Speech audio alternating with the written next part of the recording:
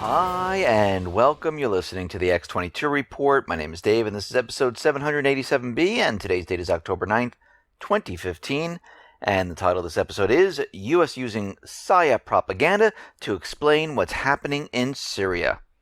Now, before I get started, I just want to make an announcement. Tomorrow, Saturday, I'll be uploading an interview with Alistair McLeod. If you are on the X22Report.com email alert system, you'll get an email if you signed up to the YouTube channel X22 Report Spotlight. YouTube should send you an email. If not, just come right over to YouTube, type in X22 Report Spotlight, and you can see the video there. Or you can come over to the X22Report.com site, scroll down a little bit, look over to your right. You'll see the video on the right-hand side. Let's get into the economic collapse, political and geopolitical news. Now, Edward Snowden came out with a new revelation, and he is saying that the UK Intelligence Center, GCHQ, has the power to hack phones without their owner's knowledge. And he went on to say that the government spies can legally hack into any citizen's phone. They can listen to your conversation. They can view your files. They can look at your messages and photos. They can also pinpoint exactly where a person is. And he says they can monitor every move and every conversation, even when the phone is turned off. And he said these technologies, their name is Smurfs. That's the name of the technology. Dreamy Smurf lets the phone be powered on and off. Nosy Smurf lets spies turn the microphone on and listen on the users. Tracker Smurf, a geolocation tool which allows GCHQ to follow you with a greater precision than you would get from the typical triangulation of a cell phone tower. Paranoid Smurf hides the fact that it has taken control of the phone. The tool will stop people from recognizing that the phone has been tampered with if it is taken in for service. So, if the UK is doing this, this means other countries are doing this, especially the United States. And we've talked about using encryption. We've talked about using different products to protect yourself. We've talked about using encryption, email, and all of us need to take responsibility to keep our privacy, to block the government from getting information.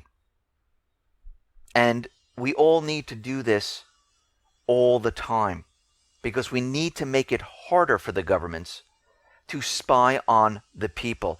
And when we make it harder and harder, it makes it more and more difficult for them to do their work. And that is to gather information on every single person, correlate all that information into a database so they can start building lists and watching people. Now, out in Ukraine, we understand that Ukraine has not paid for their gas, so they're not getting any gas delivery from Russia. We saw it during the summer. They decided not to get gas delivery because they thought they were going to have this major offensive, but that completely fell apart. And they're moving into the winter months now. So right now we see Ukraine is going to pay Russia, and it looks like they just did today, for gas delivery. And if they don't make the next payment, they don't get gas. But they're coming into winter. They need to fill up the tanks. They need to keep the gas flowing, because all the reverse flows that they were trying to do from Europe did not work out. We see Romania and Moldova. They would like to bypass Russia with their gas supply. So they are working on a pipeline deal that will transport natural gas from Romania to Moldova. And they're going to begin this next year. Now, Afghanistan, we understand the U.S., NATO, they are going to stay in Afghanistan right now. They're not looking to leave. But Afghanistan is scratching their head saying, you know something? Russia looks like a better choice to do business with right now. And the Afghan government has reached out to Russia for military aid because it has lost confidence in the U.S. So the U.S. has been in Afghanistan for years, and the problem still exists. Afghanistan is looking at what's happening in Syria and saying, that's very interesting. Russia went in there. They destroyed 40% of the infrastructure. They pinpointed the location of the terrorist groups, which is Al-Qaeda, the Islamic State, and the Syrian rebels, if you can find them. Maybe we should have them in here to help us out. Of course, the United States doesn't want this to happen because they're growing the poppies, which produces opium, which they sell across the world to pay for their covert operations. There's copper, lithium, oil. It's in a strategic location. They're never leaving. Now, we understand the United States government central bankers are sailing their ships into the China South Sea to provoke China. China is already saying that they will not stand for these violations of its territorial waters in the name of freedom of navigation. And we urge the related parties not to take any provocative actions and generally take a responsible stance on regional peace and stability. And what's very interesting about all of this is that didn't the president just meet with the president of China?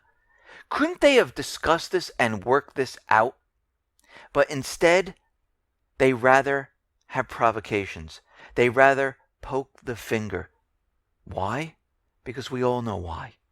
Because this entire economy is falling apart and they need to start war. And they want the other country to do something so they can say the war is on. We have been in a world war for years now. We've been fighting China and Russia in all different areas of the world. We are now just waiting for the big boom to go off to say, yes, we have started World War III. NATO right now has ramped up its naval presence in the Baltic and Black Seas. And they have increased the number of reconnaissance flights along the borders.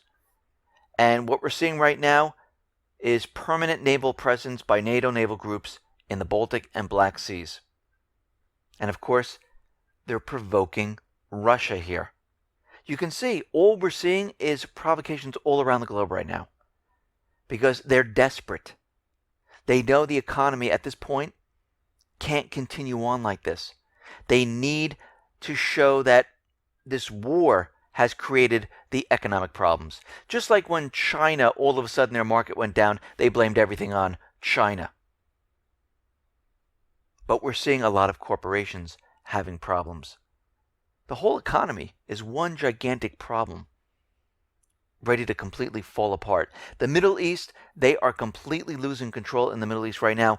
In Lebanon, riot police used tear gas and water cannon to disperse an anti-government rally in Beirut. Hundreds of people took to the streets of the Lebanese capital on Thursday to protest corruption and the inability of the authorities to resolve their problems. And we saw the riot police were out there. They used the water cannons. They were hitting people down. And it really got ugly. But this is what's happening in Yemen, Libya, Lebanon, and Iraq. The people, they don't want the U.S. there. The U.S. came in, ruined their economies, ruined their entire country, and most of the people are not feeling a good feeling from the U.S. at this point. And they're all rising up, and they want the government, the puppet government, out of the country. Because of the refugee crisis right now, France is proposing EU border guards to cope with the refugee crisis. So they're looking to set up a whole border patrol to make sure they can control what is going on. We see the U.S. is supplying Lebanon with more lethal weapons. The United States is providing the Lebanese army with a consignment of laser-guided artillery shells in an $8.6 million arms package, and they're looking to bring in about 50 Hellfire air-to-surface missiles and 560 artillery rounds, including the precision munitions, which will boost the Lebanese army's ability to secure its borders. So they see that things are heating up in Lebanon, They're bringing in more weapons to control the people. And of course, they're saying, oh, we need to control the borders. No, what they're doing is they're reinforcing the puppet government. Jordan right now is going to be receiving equipment from the United States from Raytheon, which will help them with their borders. They're going to be setting up fencing, sensors, cameras, and command and control systems on the border between Jordan and Syria because they're getting very nervous because of what's happening in Syria. Russia is destroying the Islamic State, the proxy army for the United States government central bankers, and they're worried about what will happen after this. And they're setting up borders. It's amazing how the U.S. can set up borders and all this advanced equipment to keep people out in other countries, but here in the United States, they have a problem keeping out the illegals. It's amazing how this works. Now, in Syria, we see that Russia has been using a lot of their advanced weapons. They've been testing them to see how they work in combat. And Russia right now, their warships might be equipped with a bat light. This is a special light system that can blind the enemy optic sensors and personnel with an intensive multi-band ray. The projectors radiate light in the infrared and ultraviolet ranges of the spectrum, which means they affect devices such as thermal visors, and basically they're going to use this to provide cover for their troops during firefights and hinder the enemy reconnaissance. And these lights can also be used as a regular searchlight and to send light signals at large distances. So we can see right now they're testing all of their military equipment during this battle with the Islamic State. And we understand that the United States government central bankers is using a lot of Psyop propaganda because Russia right now is actually destroying the Islamic State, which is the proxy army for the United States government central bankers. And we saw yesterday that CNN came out with the information that a lot of their missiles didn't make it to Syria. They hit in Iran. They killed a lot of people. And of course, the first thing we said, where is the proof? Where is the satellite images? Where's the photographs? How come we haven't heard anything from Iran? And now we hear that, yeah, this whole thing was complete propaganda at this point. I mean, Iran came out and said, yeah, we have no knowledge of this whatsoever. Nothing hit here. Russia came out and said, no, all missiles hit their target. Now, the question is, why is the U.S. doing this? Because they don't want the people in the United States to realize that Russia has weapons like this that are accurate and they work. And they're trying to use propaganda that, oh, look, Russia, they don't have good weapons. Half of their missiles didn't even make it. They exploded in Iran. They're causing more damage than actually helping. So when we go to war with them, they'll be easy to beat. It'll be a piece of cake. And this is what they're trying to push right now. But when we see it all over the alternative media, everyone is saying, no, these weapons are really good. They're better than what the U.S. has. And this fight right now with Russia and China, North Korea, Iran, Syria, is not going to go well. And we got to keep that in our minds, that we are not fighting Yemen, Iraq, Libya. We are fighting advanced actors. Countries that have weapons equal or better than what the United States government central bankers have.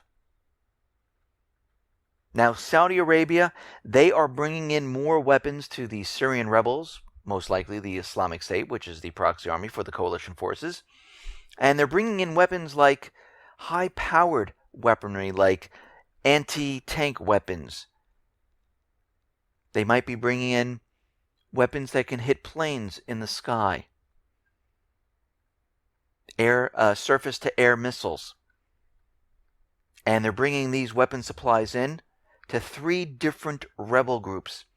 So basically, the United States government central bankers have the Islamic State, Al-Qaeda, the Free Syrian Army, and other rebel groups that are operating inside Syria.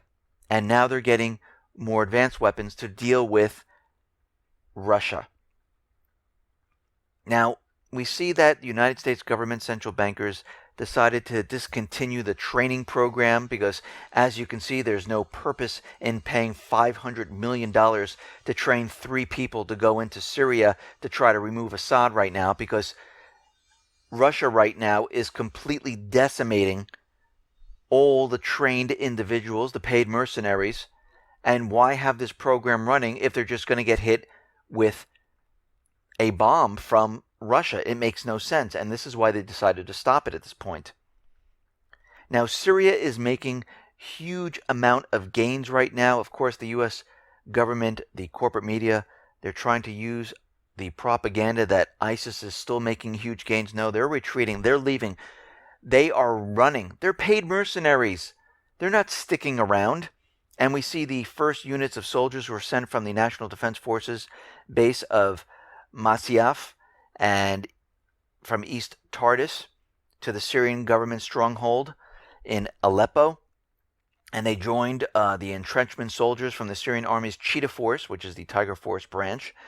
According to the military in Aleppo City, the total number of soldiers there now are about 4,500, and they're making huge gains against the Islamic State. They are pushing them back. We see Syria's southern front shows signs of disintegration. The Islamic State in the south completely breaking apart, and Russia, with their air power, they are definitely helping the Syrian armed forces move and take over more and more territory from the Islamic State. Now, NATO is continually pushing the idea that they're bringing troops in, they're going to be in Turkey. And we have to remember something very, very important here. The United States government central bankers, NATO, they have absolutely no reason for being in Syria. And secondly, they weren't invited into the country to help out. So basically what they did was they invaded Syria, a sovereign country. And NATO and the U.S. can talk tough all they want. They don't have permission to be in this country. Russia does. Syria says, listen, we'll even give you a base if you want. And they want more of the Russians in there because they see it is working. They are pushing back the Islamic State. And of course, the United States is backed into a corner. What do they do at this point? They are trying everything. They're trying propaganda. They're trying to do whatever they possibly can to convince the American people that, yes, Russia is really not doing the job there. They're really working with the Islamic State. But it's completely backfiring. And we're starting to see now that the United States has been funding the Islamic State. The United States created the Islamic State. The United States controls the Islamic State. The United States is behind all of this. The United States is the aggressor. And this is what we are starting to see right now. Now, we see Ashton Carter out there, and he is actually making some threats to Russia. Secretary of Defense Ashton Carter saying that Russia's unprofessional military, for the way it's conducting airstrikes against the Islamic State, is ridiculous and unprofessional. And he's predicting that the Russian country would face reprisal, terror attacks on the Russian soil because of what they're doing in Syria. So basically what he's saying is that we're going to have our terror groups go into Russia and create a false flag or an event, which will be blamed on the Islamic State, which is really the terror group of the United States government. This is what we are seeing at this point. They are doing whatever they possibly can to convince everyone that Russia is not doing a good thing, that Russia is in the wrong. The United States is in the wrong. The United States invaded Yemen, Libya, Lebanon, Iraq, threw out their elected governments, and put in a puppet government. Isn't this what Germany did? Now they're trying to go into Syria with paid mercenaries that report back to the United States government to remove Assad. We see the U.S. Cyber Command, Cybercom, is tracking any potential cyber threats from Russia in the Syrian battle space as a matter of policy. So it looks like they might be planning something that has to do with cyber attacks. Cybercom said if there are any players that are potential threats or are bringing capability that would cause unconcern there in Syria, we will track them to a high level of detail. McLaughlin said during a Center for Strategic and International Studies for the U.S. military in cyberspace. So what we're seeing right now is a complete collapse of their plans. The United States government central bankers, their goal was to get Assad out of power. Their goal was to place the dollar on their natural resources, just like in Iran, just like in Iraq, just like in Libya, Lebanon, and Yemen. And right now, their plans are going down the toilet, which means they're getting ready to do something which is not going to benefit the American people. And we talked about lone wolves before. We talked about cyber attacks. We talked about physical attacks. And everything right now is coming to a head. And this is why everyone needs to be prepared. I mean, you can hear the propaganda. You can see what is happening. They are pushing this recovery harder and harder. This is not the time to let our guard down. This is not the time to say, oh, look, everything is okay. The United States government is no longer going to be in Syria. The Islamic State's going to be removed, and everything will be fine. No, they don't work this way. They keep going. They move back, they reorganize, and they go after the same goal. And when they're desperate, it gets worse. And this is why you need to continually prep your food, bring in medical supplies, bring in toiletries, have cash on hand, gold, silver, a weapon to protect your family. If you're just starting now, you can go to lifereliance.com. They have everything ready to go. They have bug out bags, water filtration systems, anything that you need, they have. So now is the time to continually stock up, because we're heading down a path which is going to be very dangerous to the everyday person, and that is us in this country and across Europe. Listen, everyone, thanks a lot for listening. Be well, be safe, and especially be prepared. Thanks a lot.